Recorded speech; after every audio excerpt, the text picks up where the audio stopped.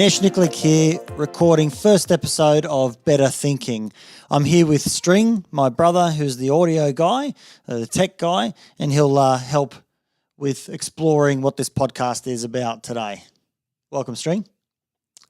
Thank you. I won't be making too much of an appearance. The reason why I'm on this first episode, well, if it is the first, maybe it's a little bit down the track, is to prompt Nesh to explain what the podcast is. So, yeah, let me start with that. What is it?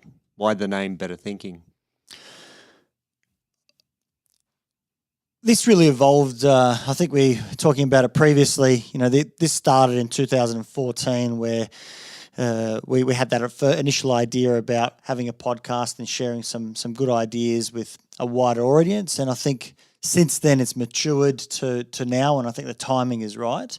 The idea around Better Thinking is to go out and promote what psychology has to offer and share that with an audience.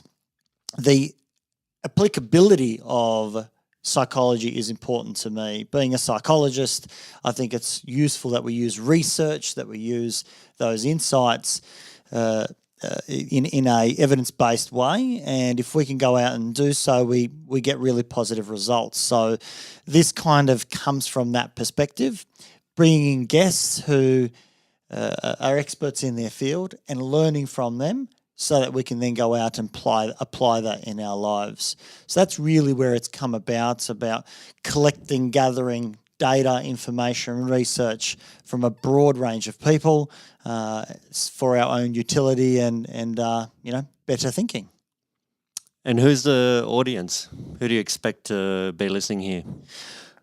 I think the audience are those who are interested in improving themselves or learning more about themselves.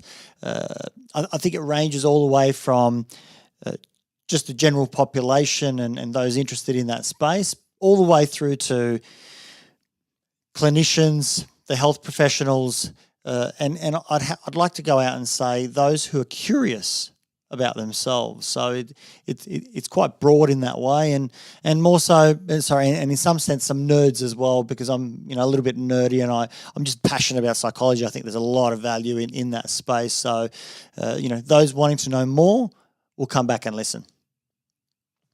Great. And with the guests, is there any specific angle, or you mentioned it being quite broad? Who you're thinking of having on?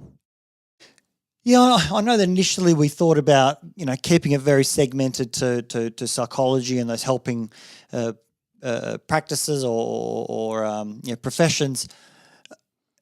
I think where it's evolved is going broader than that, because it's not just the clinicians that have something to say. In actual fact, part of the challenge in psychology is to go out and marry up the two, where psychologists who are practicing psychology from a clinician perspective are guided by the researchers. And we shouldn't only be guided by research that's in our field. I think there's other fields that go out and really overlap. So it's a multidisciplinary space. So expect to hear from psychologists, psychiatrists, GPs, through to neuroscientists, academics, lawyers, economists, anyone that has something to say and obviously has a strong knowledge in their field, will be applying that to that psychological framework. All right. Well, I look forward to working in the background, and let's see where this goes to. Yeah, absolutely. And it's going to be this sort of dialogue. It's going to be an evolving space, and I think that's what makes it fairly exciting. Very similar to working with clients. There isn't a script that you work to. It's a conversation, and I think conversations is somewhat what's lacking these days. And if we can have these open, longer conversations, we get to learn the nuances around these disciplines.